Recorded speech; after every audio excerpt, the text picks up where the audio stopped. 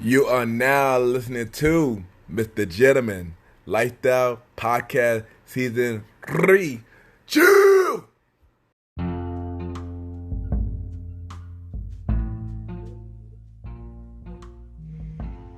Yes, welcome back, everybody. Welcome back. And at this time, I got my special guest. He have a podcast show called The Bromar Show. He is also a part of the Clark family. We got Bromar. Bromar, how you doing, man? I'm doing pretty good, man. Just, kicking life in the butt right now, regardless of how our situation currently is. I feel you. That's the best thing we can do is to stay positive. But, welcome to my show once again. And let's start the interview. All right, so we're going to start with, where are you from? I was born in Brooklyn, New York. And oh, wow. Yeah. And then I had a kind of a half childhood out of the country in Mexico. And then a couple years later, I moved and find myself here in the state of Indiana, in the city of Indianapolis. Oh, wow. Dope. Crazy. You say you're from Brooklyn. What part of Brooklyn? Let's see, close to Coney Island, yeah. Oh, wow. Okay, nice. Brooklyn in the house, Brooklyn in the house. All right, so how do you describe yourself as a person? So the way I would describe myself, I would say that I'm relatively relaxed. I mean, it takes me a lot to really get angry. There's even times where I just I got to get angry sometimes. So, and I would say I'm hardworking. Most of the time, I'm either working part-time at my other job, or I'm working on the weekends at another job. So it's really, I don't really have a day off, but, I try to keep it as minimal as possible. And I would say determined. It's really hard for me to really give up. So I would say those are the top three. No, I feel you. That's good. Keep working hard. That's good. Mm-hmm. So, what inspired you to start a podcast? So what really inspired me was that I was just graduating from college and just working, or majoring at least, or studying in broadcasting. I got a part-time job within that field, and then I wasn't getting a lot of on-air time, but I thought, just to keep the talking skills up to par, kind of polished, I decided, let's just go ahead and just start a podcast or something, in which, it really improved my speaking skills, and also with diction and enunciation, which I think it's really important nowadays, just so people could hear you a lot clearly and people could understand. And so that pretty much, it was just kind of experiment at that point, just keeping things polished and all that. Okay, nice.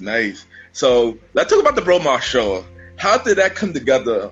How you came up with the idea, and how did you feel when you first dropped the show?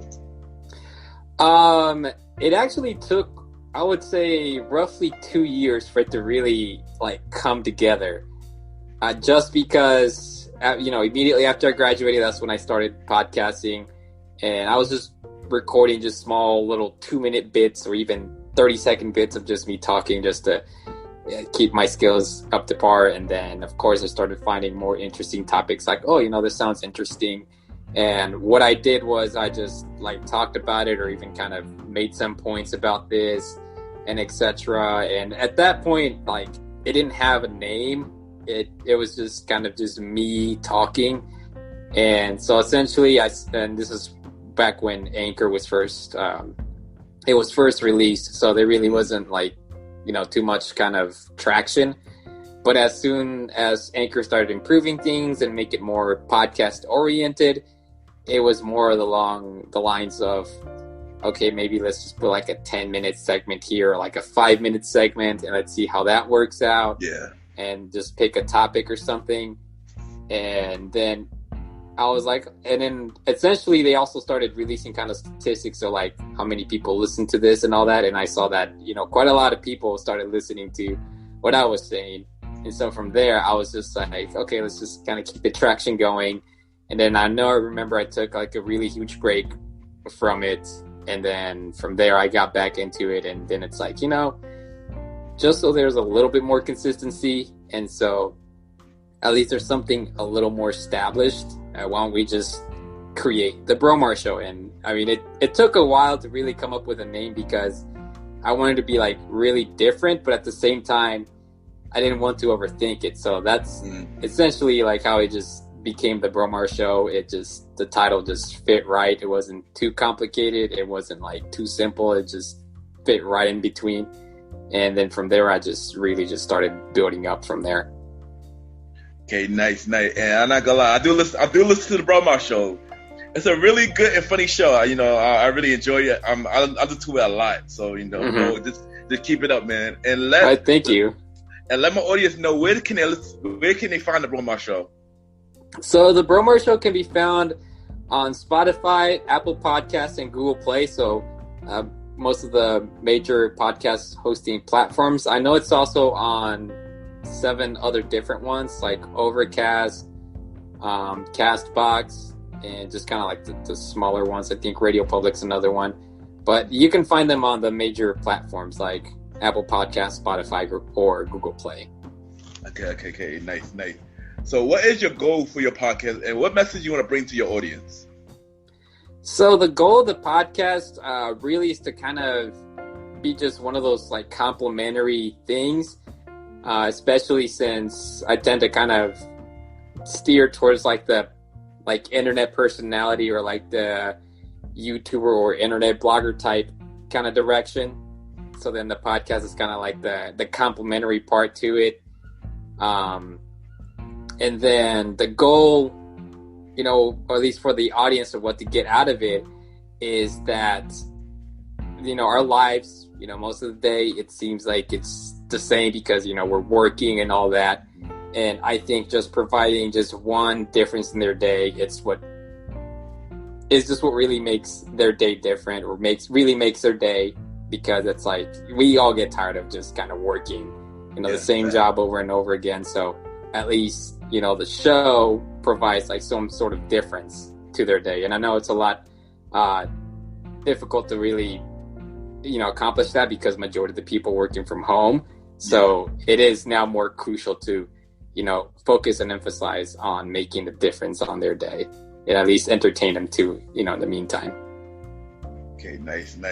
And y'all, don't forget to check out the Bromar Show. It's a great show. Trust me, it's a great show. All right, so if you can't interview anybody to be on the Bromar Show, like your dream interviewer, who would you want to be on your show? Give me like your top 3. Let's see. Oh man, a majority of them I would say is like YouTubers, just because they do a whole lot better. They do a better job of me, entertaining and making people's days.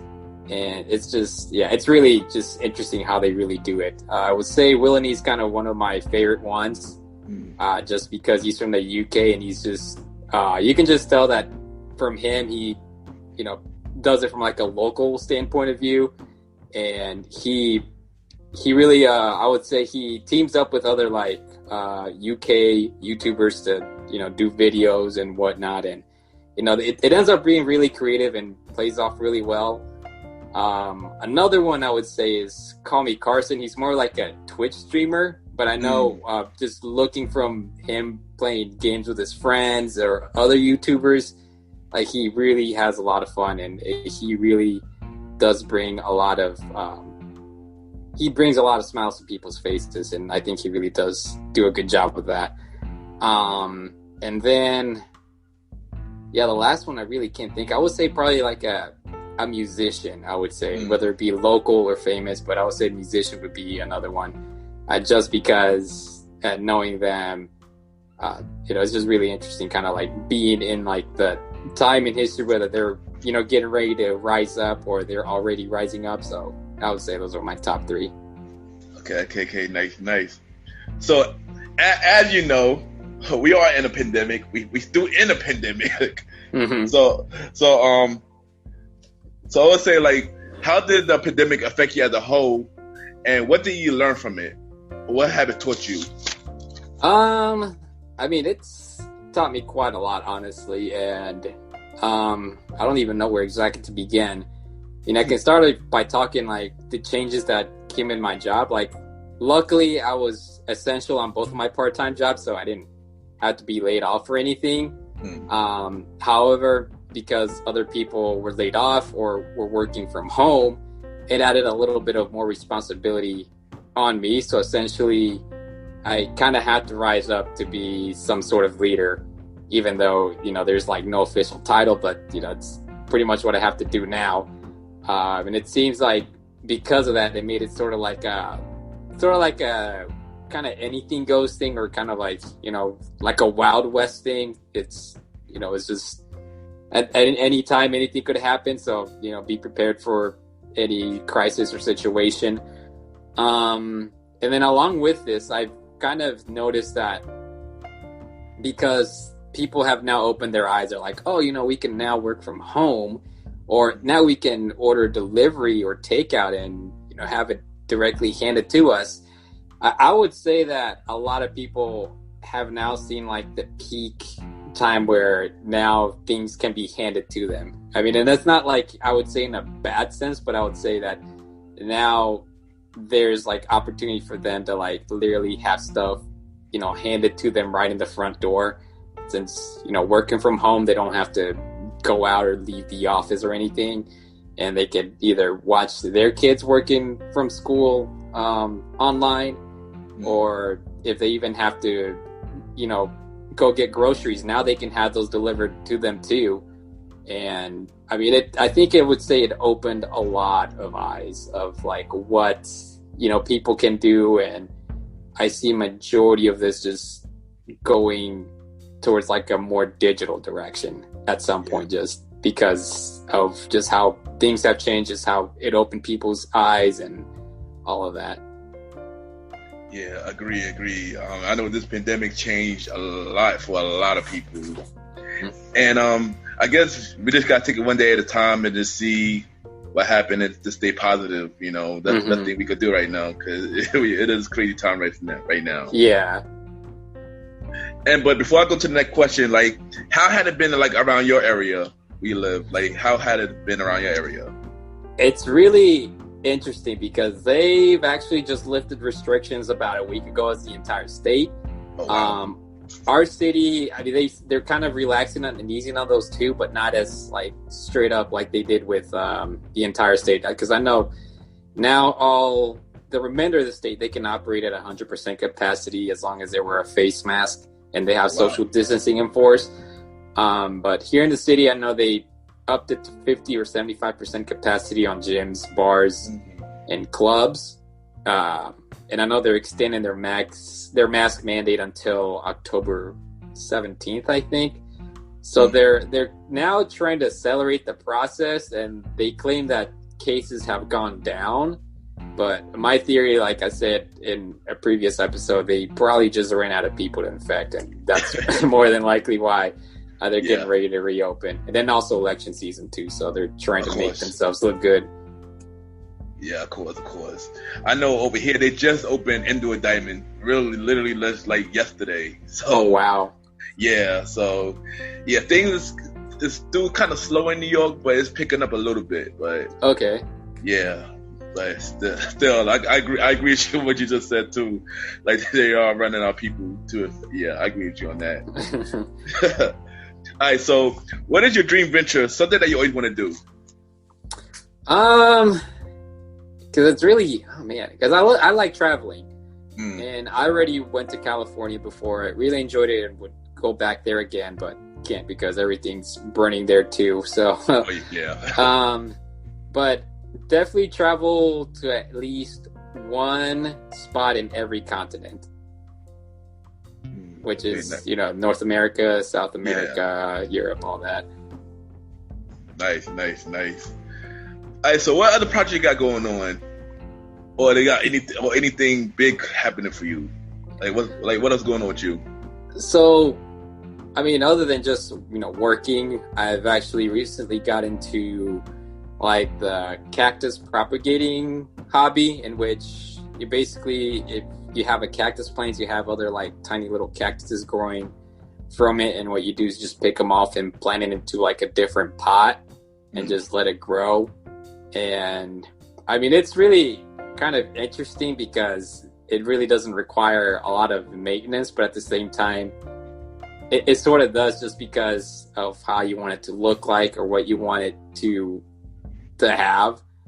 And I know people can also, like, I would say, make a business out of it too, because some really give off like seeds and all that, and then you can also sell those to anyone that's local here, especially here in the Midwest, where you can't really grow cactuses naturally outside and plant them on the ground, so you have to bring them indoors in order for them not to freeze, or from other animals that could try to pick off out of it. So I would say this is kind of like an opportunity for them. If they're very like limited on other species of cactus, you kind of just have it there available for them and easily to obtain. Nice. So what do you have to say for anybody going the same route as you? Like, say something inspirational. Let's see. So I would say try to get your finances sorted out a little bit. I mean, I'm not trying to say make like about $100,000, but make enough where you're able to kind of balance both, but don't feel like, it's like, I would say, discouraging. So yeah, so get the finances straight, learn how to budget. Another one would be, try to stay healthy as much as you can. You don't have to do any workout routines like, a lot of athletes do, or like Mike Tyson does. I know he does like a ridiculous one, but at least, 45 minutes, maybe even 30 minutes would do just fine.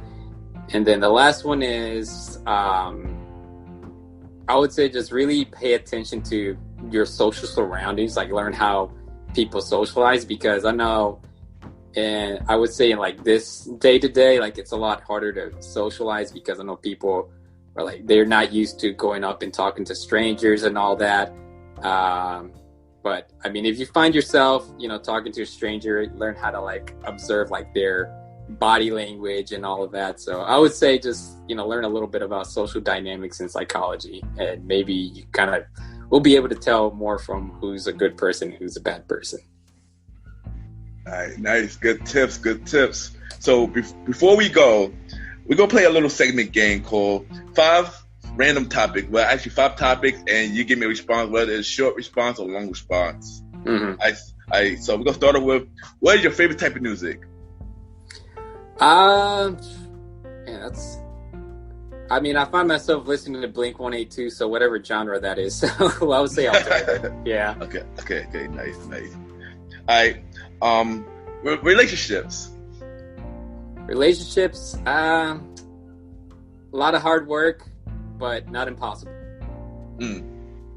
Okay. Favorite type of video game? Give me the system and the game. I would say, probably any Rockstar game on a PS4. Okay. Alright. The presidential election. The presidential debate. If you watched it. I only saw like probably a few minutes of it. I'm just happy my phone died from dying. I really was. I was like, oh, yep, time to go. I'm not gonna say much about it, but yeah, that's all I'm gonna say about that. All right, and the last topic. What's your favorite thing about podcasting?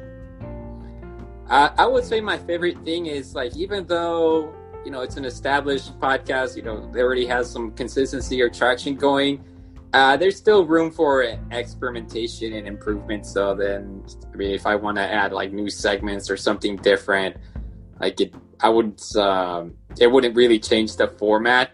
I'll just let people know, like, okay, they're trying something new. And then people will tell you whether they like it or they don't like it, and that's pretty much how you find out. And I know sometimes people would get kind of hold themselves back a little bit, because they're like, oh, what if I do this? Are people gonna not like it, or are they gonna dislike it, or what's going to be the case? And so you won't really know until you actually experiment with it, and then that's how you really know. So experimenting really tells you exactly what people want. Okay, nice. And I just want to say, Bromar, thank you for coming on the show, bro. And it was good having you. And Like I said, I enjoy the Bromar Show. Keep it up. Keep bringing up good episodes, man. Keep bringing out good episodes and good content, man. You always make me laugh when I listen to. I check out your show. So once again, let everybody know. Drop your social media and drop on where they gonna listen to the Bromar Show again. So you can find me on Instagram at the Bromar Show, and you can I also have a website. It's called at bromarmedia.home.blog, and again, my podcast, it can be found on all major platforms, which includes Apple Podcasts, Spotify, and Google Play. And I think that pretty much covers it right there. All right. Thank you again, Bromar, and we'll be right back. All right, thank you. You are now listening to MrGentleman Lifestyle Podcast Season 3. Cheers!